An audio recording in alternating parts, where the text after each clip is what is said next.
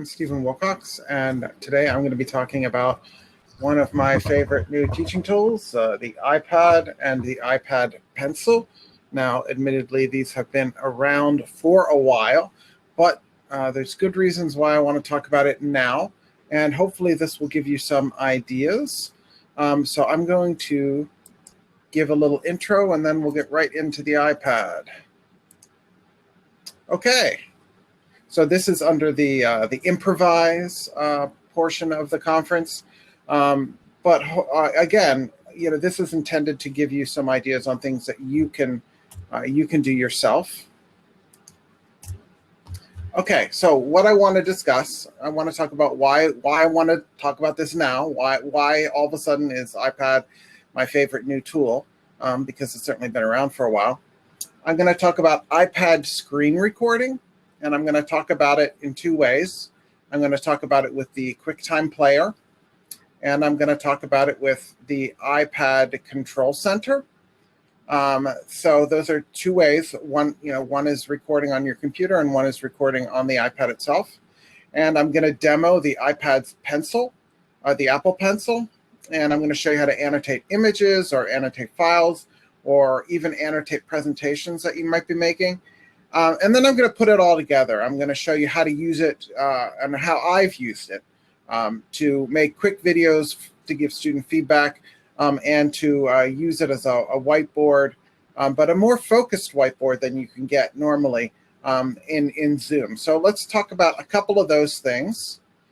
So why now? Well, since iOS, and now we're on iOS 14 now, for those of you who've used an iPad, but since then, there has been the ability to do screen recording. So you can actively record what is happening on your iPad screen.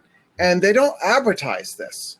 It's not something, it's something you actually have to turn on, and you have to know it's there and know to turn it on. And so for me, I didn't even notice it was a possibility until iOS 13. So it's been around for a little bit.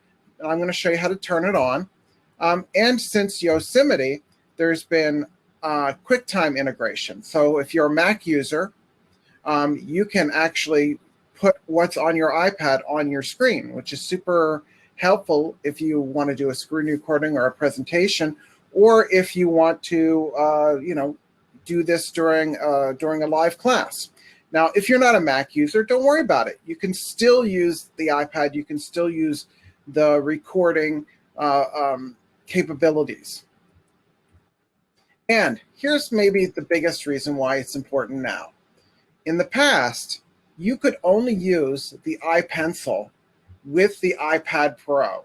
So the most expensive, and they used to be, the iPad Pros used to be much more expensive for just the baseline. You could pay like $1,200 plus like another $120 for the pencil. So it was sort of not really price friendly. And in the last few years, increasingly, the types of iPads you can get a pencil for and use a pencil with have increased until in this year's round of introductions, you can use the iPad with an iPad and pencil with even the cheapest brands. So for instance, for the iPad Pro and the iPad Air, I have an iPad Air. I can use the second generation pencil. The second generation pencil is really great because it clicks, and you can hear that sound. It magnetically clicks to my iPad. It charges. It's easy to keep around. But even for just the regular iPad and the iPad minis, which are much more economical, you can use the iPad 1 pencil. It's not as nice. It plugs in directly into the iPad through the Lightning port, and it's easy to lose. It doesn't hook onto the thing, hook onto the iPad magnetically itself, but it's still very functional. So one of the reasons I want to talk about this is that anybody can convince someone at the school to buy them an iPad with a pencil. It's not outside the realm of possibility, and the functionality will be the same. Okay, so why is it helpful? Well, with an iPad Pencil and an iPad, I can make quick and easy videos, just lightning fast. so quickly that, for instance, giving individualized feedback to a student takes moments. I can just pull up the student question. I can make a quick explanation video, and I can just go right to working with the student. Now at Rutgers, I teach music theory, and I teach up to several hundred students. So I get a lot of questions, and music theory is famous for producing lots of questions, and I'm famous for getting lots of questions. Well, I'm not really famous, but I feel special that the students send me questions. So one thing that I've learned over time as a teacher is that as humans, we don't do abstraction well. We don't deal with abstract concepts well. We want to see concrete examples. So whether that's me describing how to adjust a paper, a paper that a student's written, or look at a music theory example, being able to actively show the student's example, the student's question on the screen, and mark up that example with actual annotation that I'm narrating and drawing turns things that can be very abstract, an abstract description of what I'm doing, to something that's very concrete. So I can go right to the area of confusion. Plus, when I'm trying to describe how to conduct a process, how to focus my thinking on a particular item, being able to actually write things down on the screen not only reduces my cognitive load. If I'm doing a math problem, being able to write it on paper makes it easier because I don't have to hold the numbers in my head while I'm actually doing the writing. And the same is true when you're annotating on the screen. You reduce your cognitive load by offloading some of that into notation or into writing on the screen, but you also reduce the student's load. So this is really a great way of turning things that are abstract into things that are concrete.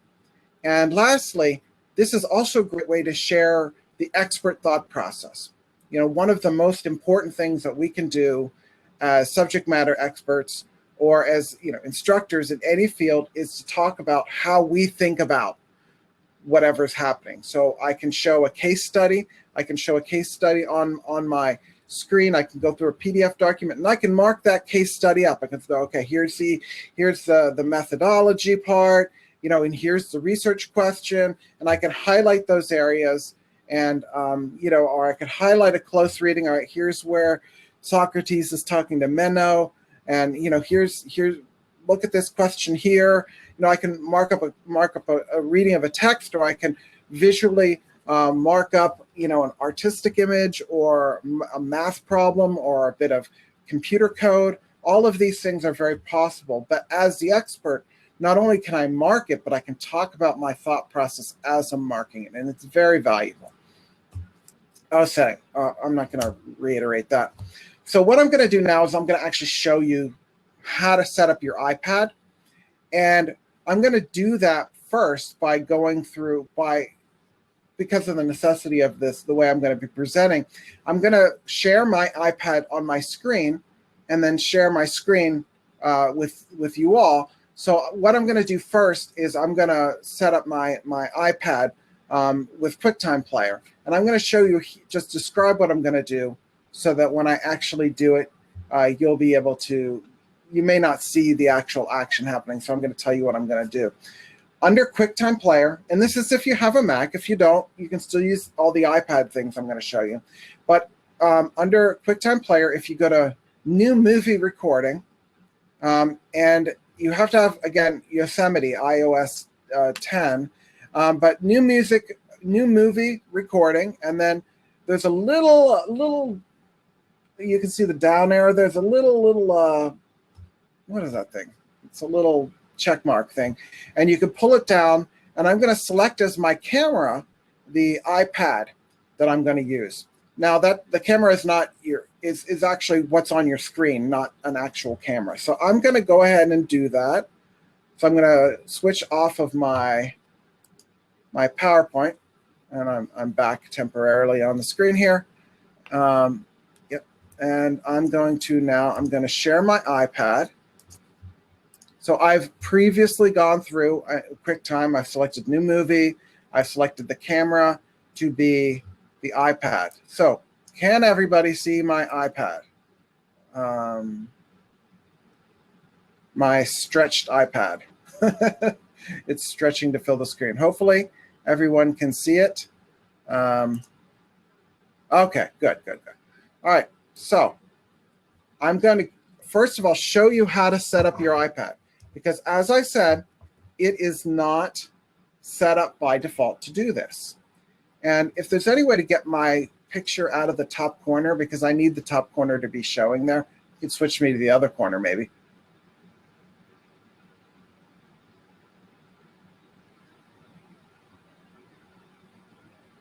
Is this better? Can you attach an external camera on the iPad? The camera that is on the iPad is, can we all see the iPad well enough? Okay, well, hopefully this will work.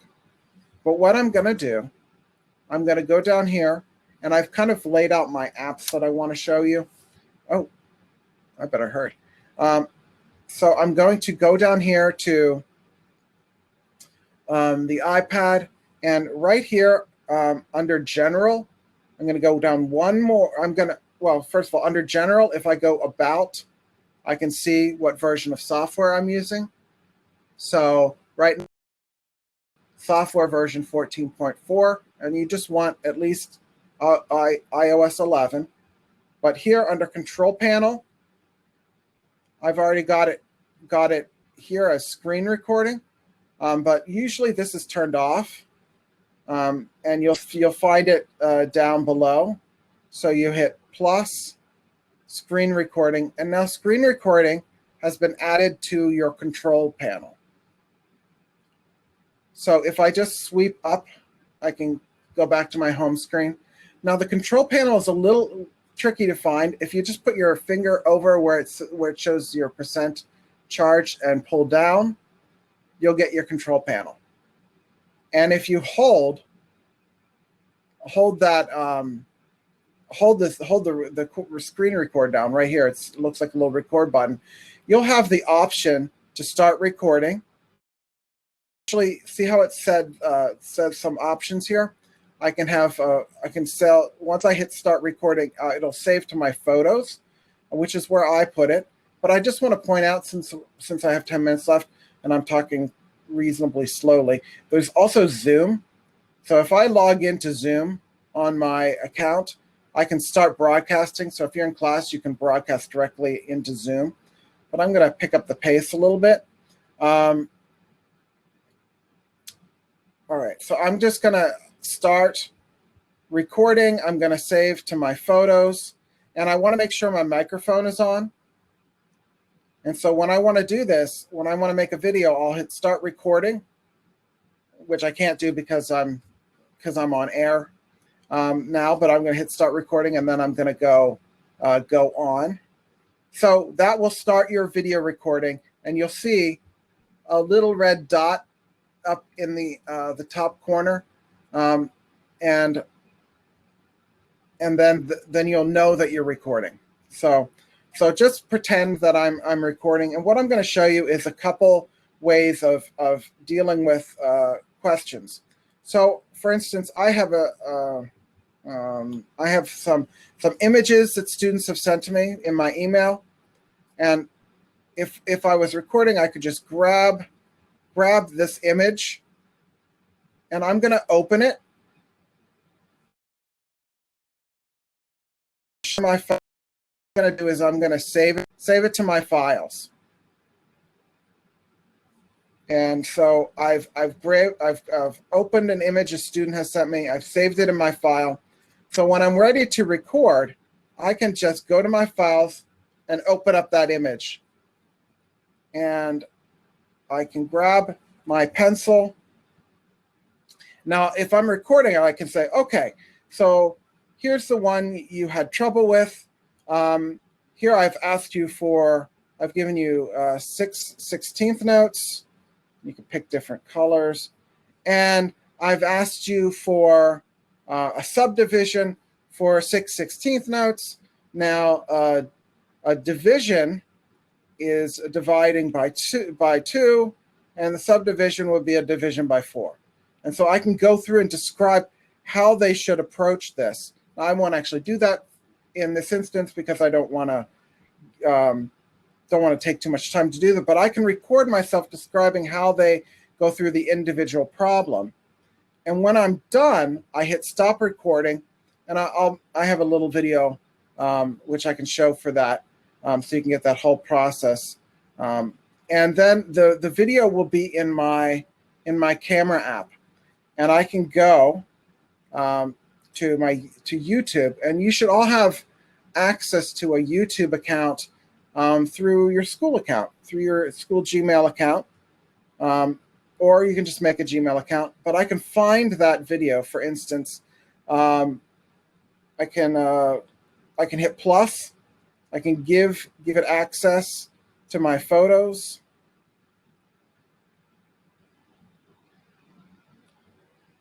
I can find the video I recorded. I can select that video, hit next, and I could just upload it right into YouTube. And for each of these, I'll get a link, and I can just share that link and give it directly to the students. And then the students can see exactly what I did. So, and the same would be true is if I had a PDF document, for instance, that someone gave me, I could just draw directly on the screen. Say this was a student, I could mark a section that I wanted them to think about, and they could follow along with an annotated description of what I wanted them to see. Whoops, that's not what I wanted to do. I'm being vexed by my time running out. Okay, so just to give you an idea of how I've used this, why don't we play video 2?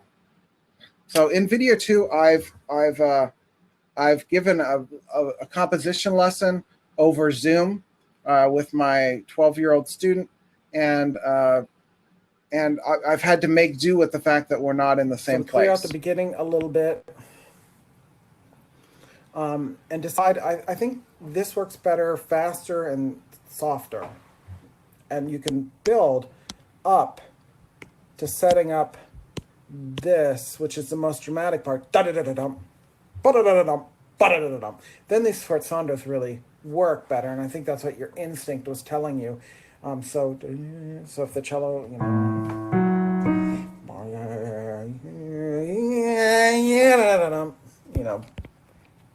D-da,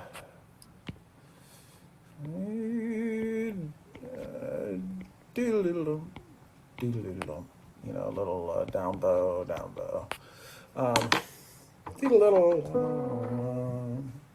honestly, I'd almost say that let the cello stop, just do a eighth note, just no cello, just piano. And then when the cello comes in, I was like, oh, that's so beautiful all of a sudden. So bring the cello in, change the one chord so that this cadence point, I didn't mean to do that, but so this cadence point is, this cadence point right here, which is the first big break, is a dominant, because the dominant, you want to go resolve it. You don't want that to be a tonic. And then you want that to be a B7 instead of the E minor chord. Then you bring back again, and this time you do want it to be that, and then you go into the next place and you've got instead of going from here to here, you go from here, instead of going there to, instead of going here, you go, whoa, all of a sudden my mind is blown. Okay, so I'm going to stop sharing. I realize this, we're out of time and I was too verbose. But generally speaking, what I wanted to show is the fact that you can really annotate anything. You prepare your images in advance and you save them on your iPad. You prepare your PowerPoints, your presentations in advance on your iPad. you record your screen, adding any annotation you want to use, and then you push that right through YouTube out and share that with your students. So since there's 3 minutes left, if there's any quick questions anybody wants to ask, that would be super. Oh, Stephen, thank you so much for your great presentation. I think we have a question from Melissa. So she was asking, can you attach it on external camera on an iPad? The camera that is on the iPad is at an awkward angle for Zoom conferencing. So, she wanted to find using her camera. She has the new iPad Pro. What I do is when I'm on Zoom, and Zoom is one of the best ways to use this, is you want to log into your Zoom class with just your normal computer and your normal camera. And what I do is I log in on a separate Zoom account and give that separate Zoom account hosting privileges, because you can't log into the same account on both devices. And then I share my screen from my iPad, so my iPad shows up, but I don't physically camera show my iPad. Again, if you go, let me share my iPad again. If you go to the command center, you can start just broadcasting directly through Zoom and just hit start broadcast. So that you start on Zoom, and then you just on a normal Zoom class, and then the second user that you have set up, just any dummy Zoom account, you log in with and share screen from the iPad. That's what I do. That's the easiest way. Yes, you pretend like you're two people. Yeah, and so you can. But the nice thing with the iPad is you can have any kind of images you want loaded.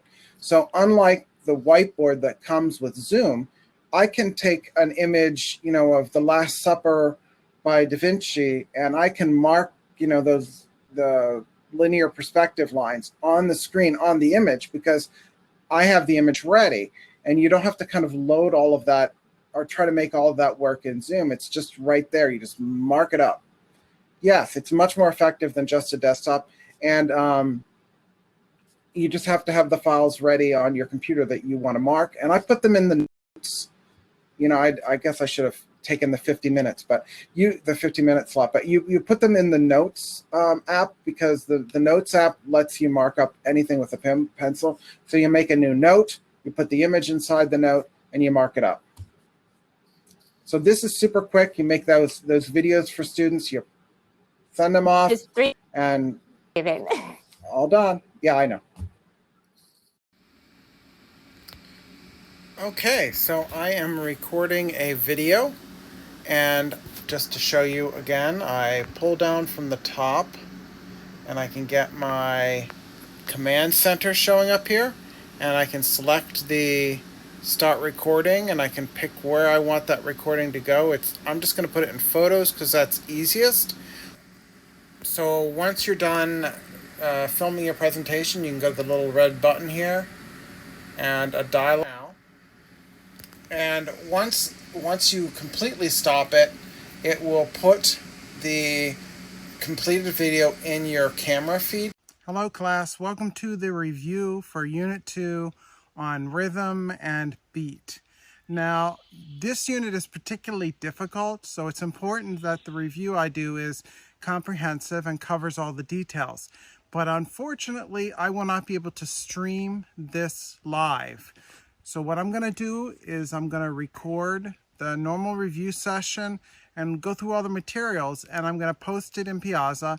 So after you're done watching this, if you still have questions, please ask it below right in the forum. Thank you. The most common question I get is not about rhythmic durations, but it's about dots. So let's get a little review of dots going here. Oh, there we go. All right, I'm going to use this called a percussion clef. This just means that there's no pitch information. So we can just concentrate on rhythm. So let's do quarter note. And as we know, a quarter note can divide into 2/8 notes, like that. So 1, 2. What the dot does is essentially it adds a third. So we have 2 of something, 2/8 notes, and we're going to add a third. So we're taking a simple division. We're taking a note that can divide into 2. A quarter note divides into 2. And we're making the dot makes it a note that divides into 3, a compound. Here the trick is to find out what's missing. So in order to find out what's missing, you need to know what's there. So in this first example, I'm in 4/4, so I have 4 beats, and my beats are quarter notes. So I have 1 beat, and my half note is 2 quarters, so 2 beats. So here I have an 8th rest, so what's missing? So I have 1, 2, 3.5 beats, so I need another half. I need another 8th rest, or 8th note. Here I have 1 beat. The half note is what? 2 beats plus the dot is 3, so 3 quarters plus 1/8, which is 2/16, plus the dot is 3/16. So I need one more 16th note to equal 4 16th notes. Because remember, a beat is 2 8th notes or 4 16th notes. So we clear out the beginning a little bit and decide, I think this works better, faster and softer. And you can build up to setting up this, which is the most dramatic part. Da-da-da-da-dum, ba-da-da-da-dum, ba-da-da-da-dum. Then these sforzandos really work better, and I think that's what your instinct was telling you. So if the cello, you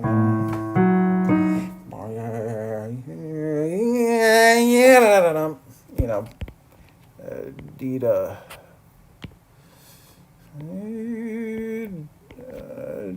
doodle-doodle-dum, doodle-doodle-dum, you know, a little down bow,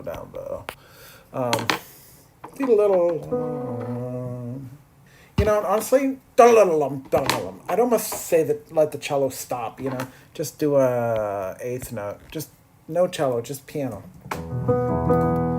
And then when the cello comes in, I was like, oh, that's so beautiful all of a sudden.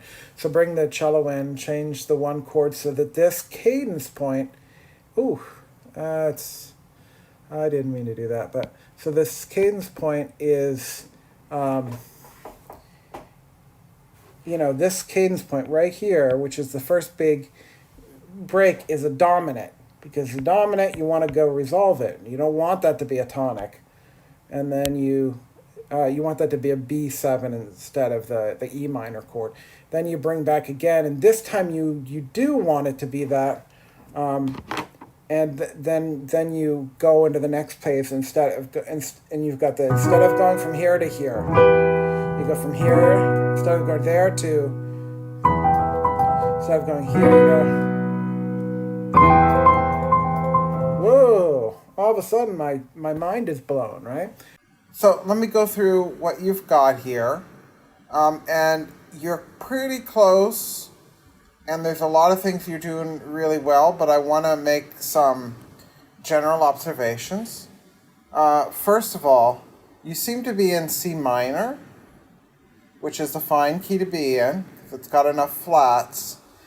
But C minor, C, D, it's got an E flat.